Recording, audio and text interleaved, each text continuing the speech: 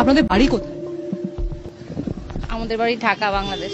বাংলাদেশ থেকে বাংলাদেশ থেকে এসে কলকাতা দখল করতে আসবো। আপনাদের প্রাক্তন সেনাকর্তারা বলছেন 4 দিনের মধ্যে কলকাতা দখল হয়ে যাবে এবং তারাই করবেন। শুধুমাত্র কলকাতা না, উত্তর পূর্ব ভারতের একাংশও দখল করে নেবে বাংলাদেশ। আমি সেটা শুনিনি। এই যে বাংলাদেশে যে ঘটনা ঘটে চলেছে এবং আমরা দেখতে পাচ্ছি বাংলাদেশি সংবাদ মাধ্যমে প্রতিদিনই সংখ্যালঘুদের উপর নিপীড়নের যে ছবি, সে ছবি সত্যি না মিথ্যা? অবশ্যই যাহার ওটা কিছু হলো তো বটে হয়েছে। কতদিন ধরে কলকাতা আসছে এক সপ্তাহ হয়েছে। এক সপ্তাহ হয়েছে। বাংলাদেশের পরিস্থিতি নিয়ে কি?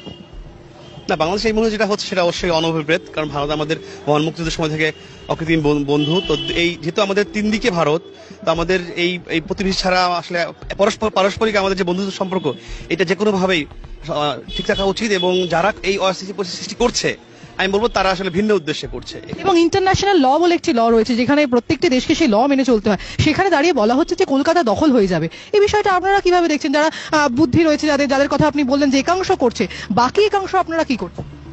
না, অবশ্যই এটা তো প্রতিবাদ জানাচ্ছেন? ডেফিনেটলি জানানো হচ্ছে। বড় কথা হচ্ছে যে এখানে আপনার যারা এটা করছে তারা তো নীতি নির্ধারণী পর্যায়ের কেউ না।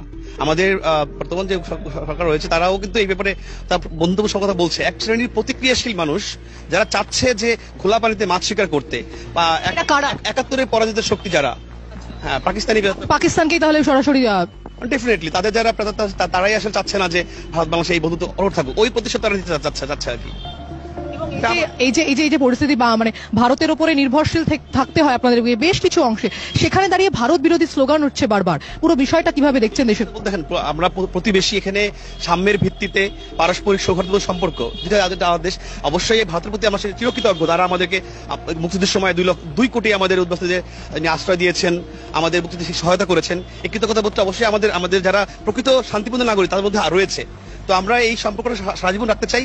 যারা এখন উদ্ভূত পরিস্থিতিতে, এই বিগত সরকারের পতনের পরে একটা মানে ভোলাটাইল সিচুয়েশন হয়েছে, এই পরিস্থিতির সুযোগ নিয়ে তারা চাচ্ছে যে 71 যারা হেরেছিল এই প্রতিশোধে তারা চেষ্টা করছে এই অস্থিতিশীল সৃষ্টি করার জন্য। এই আওয়ামী লীগ, তাদের কর্মী সমর্থক তারা কেমন রয়েছেন? তারাও কি হিন্দুদের মতন বা খ্রিস্টানদের মতন নিপীড়িত হচ্ছেন? ডেফিনেটলি হচ্ছে। এটা তো সবচেয়ে বড় হচ্ছে এখানে আগে যেমন একটা কন্ট্রোল ছিল, ওভারঅল কিছু স্থিতিশীলতা ছিল। 15 বছরে একদিনের জন্য ক্লাস পরীক্ষা বন্ধ। ছাত্র আন্দোলন সম্ভবত সেই জন্যই হয়েছিল যে পুরো বিষয়টা সিস্টেমেটিক হওয়ার জন্য। এই যে অগ্নিমূল্য, বাজারের যে অগ্নিমূল্য, দাম বৃদ্ধি, সবকিছুটা কন্ট্রোল করার জন্যই আপনাদের ছাত্র আন্দোলন হয়েছিল। এবং তার যে প্রতিফলন, সেটা কি কোনো জায়গায় কি নেগেটিভ জায়গায় দাঁড়িয়ে? না, অবশ্যই বাস্তবতা কিন্তু সেটা দেখা যাচ্ছে না। কারণ হচ্ছে আপনার জনজীবনের যে জানমালের নিরাপত্তা, মানুষ কি চায় সবচেয়ে জানমাল নিরাপত্তা, সেইটা অনেক ক্ষেত্রেই মানে ম্যাক্সিমাম ব্যাহত হচ্ছে। জানমালের নিরাপত্তাটা প্রাইম ফ্যাক্টর এখানে। ল অ্যান্ড অর্ডার, আমি বলবো যে টোটাল ক্যাওয়াস এই মুহূর্তে। আগে যেমন আমার প্রাক্তন প্রধানমন্ত্রী শেখ হাসিনা তিনি যেভাবে ধরে রেখেছিলেন, সবকিছু সুন্দরভাবে কন্ট্রোল করতেন অথবা স্থির রাখতেন, এইটা এখন নাই। এখন যে যার মতো